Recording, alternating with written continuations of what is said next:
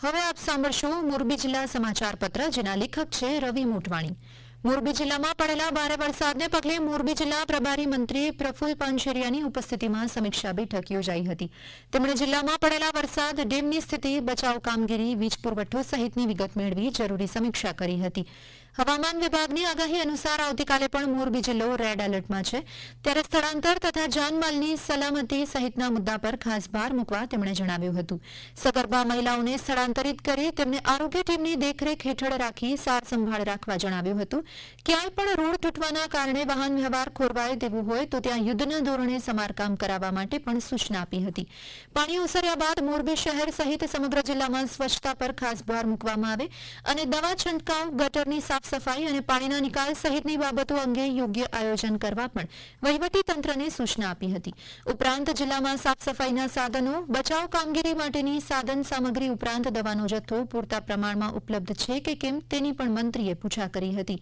મોરબી જિલ્લામાં છેલ્લા 2 દિવસથી ભારે વરસાદના અન્વયે જિલ્લા વહીવટી તંત્ર એલર્ટ મોડ પર છે।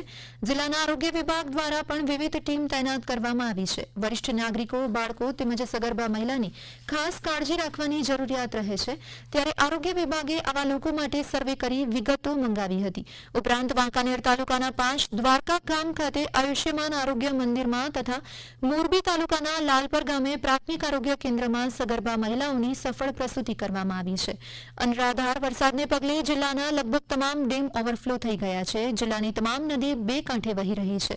મોરબી રિજનલ ફ્લડ સેલના અહેવાલ મુજબ હાલની વર્તમાન પરિસ્થિતિ મુજબ મચ્છુ 1 ડેમ 100% ભરાઈ ગયો છે। ડેમમાં હાલ 60,199 ક્યુસેક પાણીની આવક ચાલુ છે। મચ્છુ 2 ડેમ 100% ભરાઈ ચૂક્યો છે, જેમાં 1,89,962 ક્યુસેક પાણીની આવક થઈ રહી છે, જ્યારે સામે 16 દરવાજા 15 ફૂટ અને 6 દરવાજા 7 ફૂટ જેટલા ખોલી પાણી છોડવામાં આવી રહ્યું છે। મચ્છુ 3 ડેમ 84.82% ભરાયેલો છે। ડેમમાં 2,90,952 ક્યુસેક પાણીની આવક થઈ રહી છે, સામે 18 દરવાજા 18 ફૂટ જેટલા ખોલવામાં આવ્યા છે। ડેમી 1, 2 અને 3 ડેમ 100% ભરાઈ ચૂક્યા છે। બ્રાહ્મણી 1 ડેમ 90.87% ભરાયો છે। બ્રાહ્મણી 2 ડેમ 57.33% ભરાયો છે। ડેમનું સ્તર જાળવવા 4 દરવાજા 1 ફૂટ ખોલી 3,966 ક્યુસેક પાણી છોડવામાં આવ્યું છે। ગોળાદ્રોઈ ડેમ અને બાંગવાડી ડેમ 100% ભરાઈ ચૂક્યો છે। જિલ્લાના લગભગ તમામ ડેમ છલકાઈ ગયા છે। નદીમાં ઘોડાપૂર આવ્યા છે, ત્યારે જિલ્લાવાસીઓને આ પરિસ્થિતિમાં ડેમ સાઇટ કે નદી નાળા નજીક ન જવા અનુરોધ કરાયો છે। ઉપરાંત નીચાણવાળા વિસ્તારો પણ ખાલી કરાવવામાં આવ્યા છે। હાલના સમયમાં ગ્લોબલ વોર્મિંગ થતું અટકાવવા માટે વૃક્ષારોપણના વિવિધ અભિયાન શરૂ કરવામાં આવ્યા છે। પ્રધાનમંત્રી નરેન્દ્ર મોદીએ શરૂ કરેલું એક પેડ માં કે નામ અભિયાન અન્વયે જિલ્લામાં કાર્યક્રમ યોજાઈ ગયો।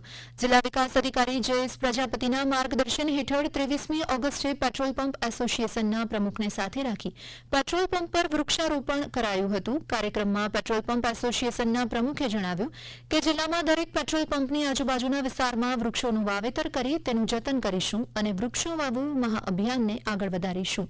વાંકાનેર શહેરમાં વાહનોની સંખ્યામાં વધારો થયો હોવાથી તેમજ ટ્રાફિક નિયમન અને જાહેર હિતાર્થે ભારે વાહનોની પ્રવેશબંધી માટે જિલ્લા મેજિસ્ટ્રેટ કે.બી. ઝવેરી દ્વારા જાહેરનામું બહાર પાડી 17 ઓક્ટોબર સુધી પ્રવેશબંધી કરવામાં આવી હતી। હાલ ડેમેજ બ્રિજના સમારકામના કારણે 20 સપ્ટેમ્બર સુધી ભારે વાહનોને શહેરમાંથી પસાર થવા માટે મુક્તિ આપવામાં આવી છે।